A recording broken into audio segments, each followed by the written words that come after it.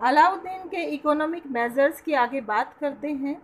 मंगोलों के अटैक और अंदरूनी जो विद्रोह थे वो बढ़ते जा रहे थे। एक बड़ी आर्मी को मेंटेन करने के लिए अलाउद्दीन का जो मेन चिंता का विषय था, एक मेन कंसर्न थी, वो अपने सोल्जर्स को अच्छे से सरवाइव कराना चाहता था, अच्छे से रहें वो।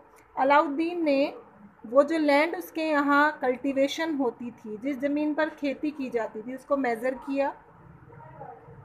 अलाउद्दीन ने जो सामान था मार्केट के अंदर, फूड आर्टिकल्स थे, उनको एक फिक्स्ड प्राइस में लाया और उसने दिल्ली में बड़े बड़े अनाज रखने के स्टोर्स बनवाए। इन स्टोर्स में वो ग्रेन को स्टोर करवाता था और रिटेल प्राइस पर उसको बिकवाया करता था। इसको मार्केट कंट्रोल पॉलिसी बोला जाता था। और उसने एक रैशनिंग सिस्टम भी स्टार्ट किया। एक फिक्स रेट पर सिटीजन्स को सामान बेचा जाता था। किसी को भी अलाउ नहीं था कि एक टाइम वेव में इतने से ज़्यादा वो अनाज ले सके। ये मेजर्स अच्छे थे और इसके टाइम में सूखा भी पड़ा।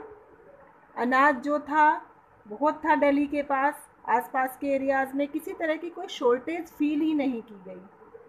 अलाउद्दीन ने एक स्पेशल डिपार्टमेंट भी बनाया जिसको बोला गया शाहनाए मंडी।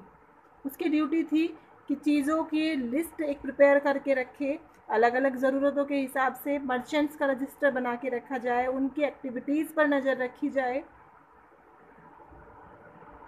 उसके एडमिनिस्ट्रेशन में इकोनॉमिक और मिलिट्री रिफॉर्म्स भी किए गए अलाउद्दीन खिलजी के द्वारा।